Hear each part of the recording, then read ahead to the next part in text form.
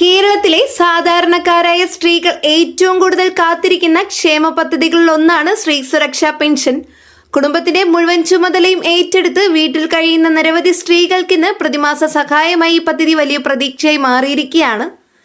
ഇപ്പോൾ സംസ്ഥാനത്ത് ഏറ്റവും കൂടുതൽ ചർച്ചയാകുന്നത് സ്ത്രീ സുരക്ഷാ പെൻഷൻ വിതരണം എപ്പോൾ തുടങ്ങും, കുടിശ്ശിക തുക എപ്പോൾ ലഭിക്കും, പുതിയ അപേക്ഷകൾ എപ്പോൾ അംഗീകരിക്കും, സർക്കാർ പുതിയ മാനദണ്ഡങ്ങൾ കൊണ്ടുവരുമോ, DBT വഴി പണം അക്കൗണ്ടിൽ എത്തുമോ തുടങ്ങിയ കാര്യങ്ങളാണ്. ഈ വീഡിയോ സ്ത്രീ സുരക്ഷാ പെൻഷനെ കുറിച്ചുള്ള എല്ലാ പ്രധാന വിവരങ്ങളും വളരെ വിശദമായിട്ട് പരിശോധിക്കാം.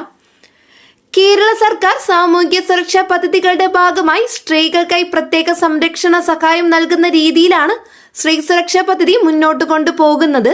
സാമ്പത്തികമായി പിന്നോക്കം നിൽക്കുന്ന സ്ഥിര വരുമാനമില്ലാത്ത സ്ത്രീകൾക്ക് കുറഞ്ഞതൊരു അടിസ്ഥാന സാമ്പത്തിക സുരക്ഷ ഉറപ്പാക്കുക എന്നതാണ് ഈ പദ്ധതിയുടെ പ്രധാന ലക്ഷ്യം. സംസ്ഥാനത്തിന്റെ സാമൂഹ്യ സുരക്ഷാ പെൻഷൻ സംവിധാനത്തിന്റെ ഭാഗമായാണ് പദ്ധതി പ്രവർത്തിക്കുന്നത്.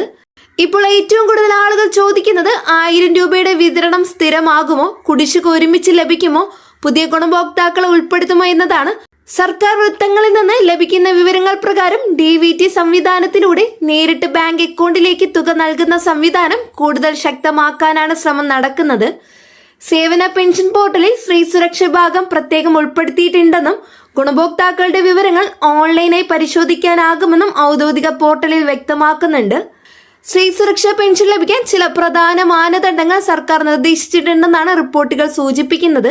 കേരളത്തിൽ സ്ഥിരതാമസക്കാരായിരിക്കണം, നിശ്ചിത പ്രായപരിധിക്കുള്ളിൽ വരണം, മുൻഗണന റേഷൻ കാർഡ് ഭാഗത്തിൽ ഉൾപ്പെട്ടിരിക്കണം, മറ്റേതെങ്കിലും സർക്കാർ പെൻഷൻ വാങ്ങുന്നവർ ആകരുത് തുടങ്ങിയ മാനദണ്ഡങ്ങളാണ് പ്രധാനമായും ചർച്ചയിലുള്ളത്. വിവിധ റിപ്പോർട്ടുകൾ പ്രകാരം 35 മുതൽ 60 വയസ്സ് വരെ പ്രായമുള്ള സാമ്പത്തികമായി പിന്നോക്കം നിൽക്കുന്ന സ്ത്രീകൾക്കാണ് മുൻഗണന നൽകുന്നത്. ഇപ്പോൾ ഗ്രാമപ്രദേശങ്ങളിലും നഗരപ്രദേശങ്ങളിലും ഒരുപോലെ ആളുകൾക്ക് വലിയ ആശങ്കയാണ് കുടിശ്ശിക വിതരണം. മുൻമാസങ്ങളിലെ തുക ഒരുമിച്ച് ലഭിക്കുമോ എന്ന ചോദ്യമാണ് സോഷ്യൽ മീഡിയയിലും യൂട്യൂബിലും ഏറ്റവും കൂടുതൽ ഉയരുന്നത്. ധനസാഹചര്യത്തെ ആശ്രയിച്ചായിരിക്കും കുടിശ്ശിക തുകയുടെ വിതരണം ഘട്ടം ഘട്ടമായി നടക്കുന്നതാണ് പൊതുവായ വിലയിരുത്തൽ. മുമ്പ് സാമൂഹ്യ സുരക്ഷാ പെൻഷൻ കുടിശ്ശിക സർക്കാർ ഗഡുക്കളായി വിതരണം ചെയ്ത അനുഭവം കേരളത്തിൽ ഉണ്ടായിട്ടുണ്ട്. അതിനാൽ ഈ പദ്ധതിയിലും ഘട്ടം ഘട്ടമായി വിതരണം ഉണ്ടാകുമെന്നാണ് പ്രതീക്ഷിക്കുന്നത്. സർക്കാർ ഇപ്പോൾ ഏറ്റവും കൂടുതൽ പ്രാധാന്യം നൽകുന്നത് ആധാർ അടിസ്ഥാനത്തിലുള്ള പരിശോധനകൾക്ക് മസ്റ്ററിങ്ങിനുമാണ്. നിരവധി ഗുണഭോക്താക്കളുടെ അക്കൗണ്ടുകൾ KYC പ്രശ്നങ്ങൾ, ആധാർ ലിങ്ക് ചെയ്യാത്തത്, ബാങ്ക് അക്കൗണ്ട് സജീവമല്ലാത്തത് തുടങ്ങിയ കാരണങ്ങളാൽ തുക തടസ്സപ്പെടുന്ന സാഹചര്യങ്ങൾ ഉണ്ടാകുന്നുവെന്ന് ഉദ്യോഗസ്ഥർ വ്യക്തമാക്കുന്നു. അതിനാൽ bank passbook, Aadhaar, mobile number, ration card എന്നിവ പുതുക്കി സൂക്ഷിക്കണമെന്നും പല തദ്ദേശ സ്ഥാപനങ്ങളും അറിയിപ്പ് നൽകുന്നുണ്ട്. ഇപ്പോൾ സ്ത്രീ സുരക്ഷാ പെൻഷനുമായി ബന്ധപ്പെട്ട് ഏറ്റവും കൂടുതൽ വൈറലാകുന്ന വാർത്തയാണ് 3000 ആകുമോ എന്നത്. നിരവധി രാഷ്ട്രീയ ചർച്ചകളിലും സോഷ്യൽ മീഡിയ പോസ്റ്റുകളിലും ഈ ആവശ്യം ശക്തമായി ഉയരുന്നുണ്ട്. എന്നാൽ നിലവിൽ ഔദ്യോഗികമായി പ്രഖ്യാപിച്ചിരിക്കുന്ന തുക 1000 രൂപയാണെന്നതാണ് വിവിധ റിപ്പോർട്ടുകൾ വ്യക്തമാക്കുന്നത്. സർക്കാർ ഭാവിയിൽ തുക വർദ്ധിപ്പിക്കുമോ എന്നത് സാമ്പത്തിക സാഹചര്യം അനുസരിച്ചായിരിക്കും തീരുമാനിക്കുക. കേരളത്തിലെ കുടുംബങ്ങളിൽ നിരവധി സ്ത്രീകൾക്ക് സ്വന്തം വരുമാനമില്ല. വീട്ടുജോലി ചെയ്യുന്ന സ്ത്രീകൾ, ഒറ്റയ്ക്ക് കുടുംബം നോക്കുന്നവർ, ഉപജീവന മാർഗമില്ലാത്തവർ, വിവിധ സാമൂഹ്യ സാഹചര്യങ്ങളിൽ ജോലി ചെയ്യാൻ കഴിയാത്തവർ എന്നിവർക്കായി ഈ പദ്ധതി വലിയ ആശ്വാസമായി കാണപ്പെടുന്നു. അതുകൊണ്ട് തന്നെ സ്ത്രീ സുരക്ഷാ പദ്ധതി ഒരു സാധാരണ ധനസഹായ പദ്ധതി മാത്രമല്ല, സാമൂഹിക സുരക്ഷ ഉറപ്പാക്കുന്ന ഒരു സംരക്ഷണ സംവിധാനമായും ആളുകൾ കണക്കാക്കുന്നു. പെൻഷൻ അപേക്ഷകളുടെ പരിശോധന ഇപ്പോൾ തദ്ദേശ സ്വയംഭരണ സ്ഥാപനങ്ങളിലൂടെയാണ് നടക്കുന്നത്. പഞ്ചായത്തുകൾ, നഗരസഭകൾ, കോർപ്പറേഷനുകൾ എന്നിവ അപേക്ഷ പരിശോധിച്ച് അർഹരായവരുടെ പട്ടിക തയ്യാറാക്കും. തെറ്റായ അപേക്ഷകൾ ഒഴിവാക്കാൻ ഡാറ്റ പരിശോധന ശക്തമാക്കിയിരിക്കുകയാണ്. ഒരേ കുടുംബത്തിൽ ഒന്നിലധികം സർക്കാർ പെൻഷൻ ലഭിക്കുന്ന സാഹചര്യം കണ്ടെത്തിയാൽ അപേക്ഷ നിരസിക്കപ്പെടാനും സാധ്യതയുണ്ട്. നിരവധി പേർ ചോദിക്കുന്ന മറ്റൊരു കാര്യമാണ് അപേക്ഷ നൽകിയിട്ട് ഏറെ നാളായി പക്ഷെ സ്റ്റാറ്റസ് കാണിക്കുന്നില്ല എന്നത്. സേവന പെൻഷൻ പോർട്ടലിൽ അപേക്ഷ നമ്പർ ഉപയോഗിച്ച് സ്റ്റാറ്റസ് പരിശോധിക്കാം. പലപ്പോഴും പരിശോധന പൂർത്തിയാകാത്തതിനാലോ ബാങ്ക് വിവരങ്ങൾ പൊരുത്തപ്പെടാത്തതിനാലോ രേഖകൾ അപൂർണമായതിനാലോ അപേക്ഷ പെൻഡിംഗായി തുടരാൻ സാധ്യതയുണ്ട്. അതിനാൽ അപേക്ഷ നൽകിയവർ പഞ്ചായത്ത് ഓഫീസിലോ അക്ഷയ കേന്ദ്രങ്ങളിലോ വീണ്ടും പരിശോധിക്കുന്നത് നല്ലതാണ്.